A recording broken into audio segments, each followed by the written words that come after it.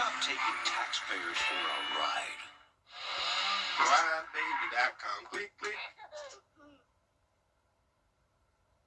Right now on News Channel 6 at 6, the latest on that controversy over a local school district changing the way it calculates grade point averages. What parents and students have to say.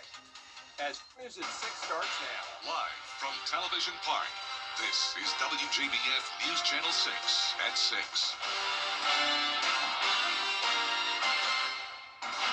Good evening, everybody. I'm Brad Means. We do thank you for joining us. Jenny is off tonight. Coverage you can count on begins with new information in that GPA controversy in Burke County. At issue, a change to the way those averages are calculated for dual enrollment students. The school board holding a special meeting this morning to talk about it, trying to decide if they need to amend the policy. They heard from students and parents of students impacted by this change. They told the board that about 280 students, about half of this year's graduating class, are going to be impacted. The board then went into executive session. We are awaiting a possible decision. As soon as we get it, we'll let you know. Flu season is in full swing. More people are getting sick, and we're hearing tonight about more flu cases in the entire CSRA, especially among school-aged children. Graham Lee reports. The state health departments in Georgia and South Carolina are continuing to track the fluctuating number of flu cases. While the trends are different in each state, the virus is now hitting kids across several schools in the CSRA. The Columbia County School District says while attendance has not drastically changed, they are seeing a slight drop because some kids are contracting the virus. We have had some parents calling in saying that the kids are ill and have flu-like symptoms, or they've been tested positive for flu A or flu B. Flu A is more severe than flu B, but both are having an impact. While Georgia has seen 83 hospitalizations since the start of February, South Carolina has now seen almost 200 hospitalizations and more than 1,400 cases over the last 2 weeks. The Department of Public Health also reported 40 flu-related deaths last week alone.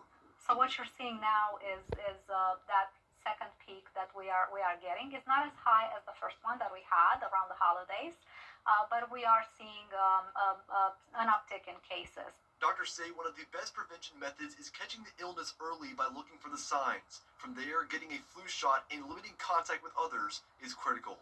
You know, the classic signs have never changed. Fever, headache, dry cough, body aches, chills. That's your classic signs and symptoms right there. Get the vaccine. It takes about 2 weeks for it to take a full effect in your body, but you still got time because the flu is going to last through March. It's not only the flu. There are other viruses that are circulating. We see quite a bit of RSV. So that is another respiratory virus that transmits pretty much the same as influenza. So keep your kids at home. Don't give them Tylenol and send them to school. We really want them home if they're ill. Health experts continue to recommend getting your flu shot if you haven't already, and to make sure you consistently wash your hands. The man accused of murdering a Helms College student last fall was in court. We're going to take a first check of our weather. Jennifer Tracci keeping an eye on things, including potentially a pretty rainy Sunday. Yeah, that's right, Brad. We're definitely going to get some beneficial rain for us as we go into the weekend, but luckily for your Valentine's Day, things are looking mostly dry. It's also a dry Friday night with a fiery sunset here on our Terry Lambert Hyundai Skyview Cam over in downtown Aiken. Now, we did start out our Friday pretty cold, 32 degrees, right at the freezing mark, but very mild in the afternoon, near average with a high of 61. Overall, it's pretty similar to how it was yesterday, just a few degrees cooler, and that means we're currently in the mid to upper 50s. 59 in Swainsboro, 54 in Aiken. Augusta, you're at 57, and we're still at the 60-degree mark in Wrightsville. We have very dry air in place, so no chance of rain tonight. Winds are also very calm, only up to around 4 miles per hour. So we will have that strong radiational cooling tonight with high pressure in control. So if you're headed out for some Valentine's Day evening plans, you're going to want to bundle up. Temperatures falling into the 40s by 8 p.m. And then for your Valentine's Day tomorrow, 65 in the afternoon, becoming mostly cloudy. We have a high rain chance on Sunday and then drying out as we head into next week. I'll have more details on your forecast coming up, but back to you, Brad.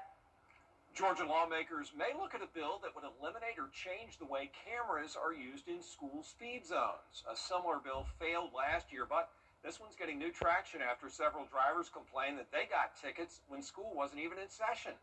The current law allows cameras to sight drivers going 10 miles per hour or more over the speed limit during school zone hours. Supporters say the new bill is just about helping local governments get more money from tickets.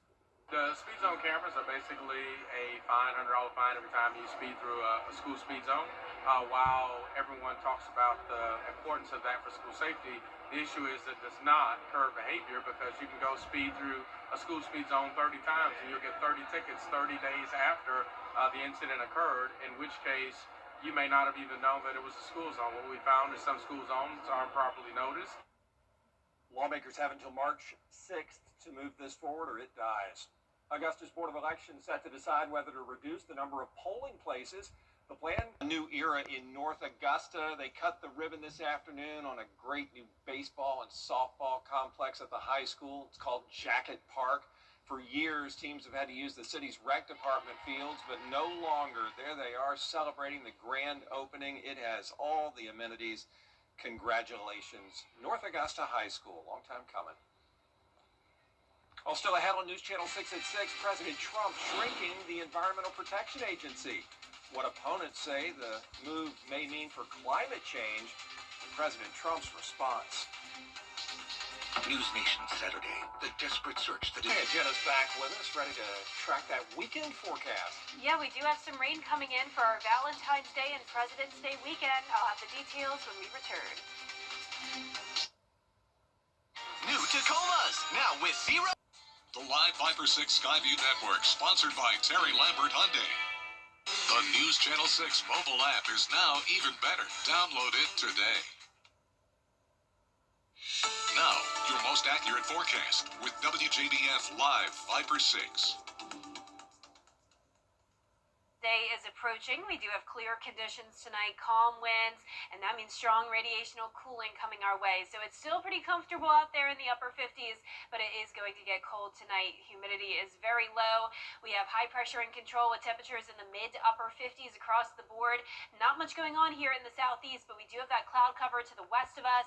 That's going to be moving in as we go into our weekend. So notice for Valentine's Day tomorrow, starting out mostly clear, then becoming cloudy by the time we get into the late afternoon.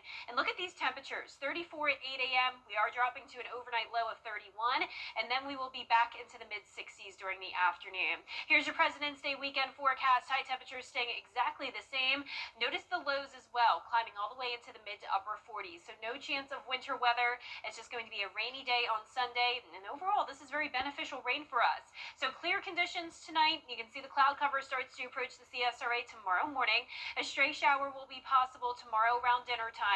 A warm front lifting to our north, so we'll have this south wind continuing to keep us pretty mild in the 60s throughout the day, despite the cloud cover and rain. So widespread showers by Sunday afternoon and evening, some heavier downpours and even some weak storms possible there as well. Here's a closer look at home. Tomorrow at 3 p.m., light rain showers approaching our southwestern counties. By around dinner time, when you're headed out for your Valentine's Day evening plans, we can't rule out the possibility of you running into a brief light shower, so keep that in mind. But overall, Saturday is looking pretty good. Scattered light rain showers early Sunday morning, so bring the rain gear when you're headed off to church or brunch plans, whatever you have going on. There will be some drying as we go into the mid-morning, but then that widespread rain comes in during the afternoon. Once again, heavy rain possible at times, along with some thunder, but not expecting any severe weather, and we won't have any flooding concerns either, as those rain totals really staying between a half an inch to 3/4 of an inch. And look at these temperatures as we go into next week and we dry out. We're going to be up to 78 degrees on Thursday and Friday. So a very warm end to the month of February, with temperatures also going into the 50s for those overnight lows, and more rain next weekend. Now, congratulations to today's umbrella winner. That is Johnny Abney from North Augusta. Johnny, you can pick up your Viper 6 umbrella here at the station and sign up to win yours on WJBF.com. Jenna, thanks. The storm may be gone, but the recovery from Hurricane Helene continues. Still ahead tonight, hear from boxing legend Christy Salters-Martin on a match to raise awareness about an important issue. Hey, CSRA, Mike Murphy here. And You can't always choose the weather, but you can choose your weather app. Go with the most accurate and most trusted, the Live Viper 6 mobile app. Download it today. Now, WJBF sports coverage you can count on. Baseball and softball programs officially have their new home, their own stadium called Jacket Park to officially kick off the new season. You're taking a live look here at the black and gold softball game. Team Black leading 9-3. The team kicked off the season with an inter-squad scrimmage between the JV and varsity teams. The varsity softball regular season kicks off February 19th at home against Silver Bluff. Head baseball coach Kevin Flynn also expressed his excitement for this new stadium. Dream come true. This is something we've been wanting to do for, well, shoot, since I've been alive. I grew up here, played baseball here, graduated in '97, so I got to play at Riverview Park, and this is, like I said, a dream come true, and this is something everybody's been waiting on, and I'm so glad it's finally here. Well, let's go to some minor league baseball news. The Augusta Green Jackets officially named Brad Stoll as their new manager. He spent last season as the first base coach for the Green Jackets. This is his first manager role at the pro level. He joins returning staff members like pitching coach Elvin Nina and athletic trainer Dan Gartner. The Green Jackets home opener set for April 14th against the Fayetteville Woodpeckers. Well, in just 6 days, North Augusta native and professional boxer Desmond Lyons will suit up for a fight that brings awareness to domestic violence. Now, Lyons happens to also know Christy Salters Martin, a world-renowned boxer of the 90s. The International Boxing Hall of Famer reached out to Lyons to fight in a boxing match on February 19th. She says her two passions in life, helping out her boxers while raising awareness for domestic violence. All proceeds go towards the Safe House of Seminole County and believes Lyons is a great fit for this event.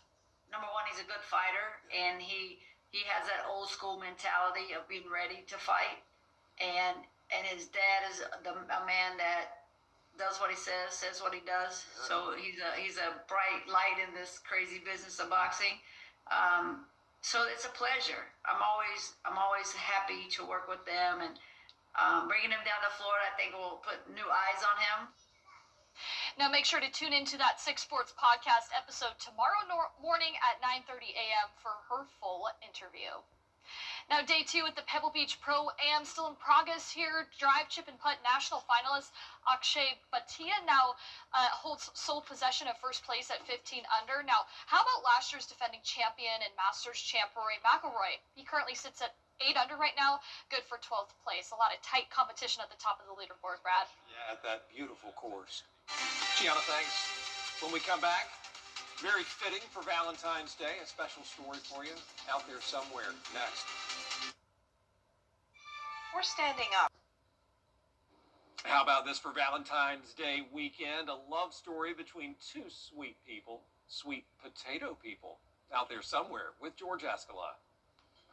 At Joseph Doyle's farm near Hepzibah, it is in the air. Yes, it is. It's about love. Yes, on the back of this trailer, there is a love story unfolding between Benny Claus and Bertha Mae Green. They are sweet potato people, and Bertha now sporting a pretty sweet engagement ring, but it wasn't love at first sight. The first time Benny went there, he wanted the number, but he couldn't get the number. The story is all laid out in Joseph's book, Sweet Potato Sweethearts. As we told you back in November, Joseph's love of the sweet potato runs deep. They are family to him. He has a museum dedicated to his prized sweet potatoes. And now he's created this diorama of Benny's and Bertha's engagement. It's just that time of year. And now that it's Valentine's Day, we want to show the love that the sweet potato family have. They got so much love. And when you have an engagement, you got to have a party. The band's here. That's sweet potato Tyrone on the drums. So what you said, Benny? She was hard to find. But Bertha's fiancé is requesting that Joseph sing the song. Today, Benny want me to sing Tater Lover, You Were Hard to Find. Tyrone normally sing it. See, in the book, Tyrone left the farm to be a singer. Sorry for the spoilers for Sweet Potato Sweethearts, but it's sweet to see Joseph's book come to life.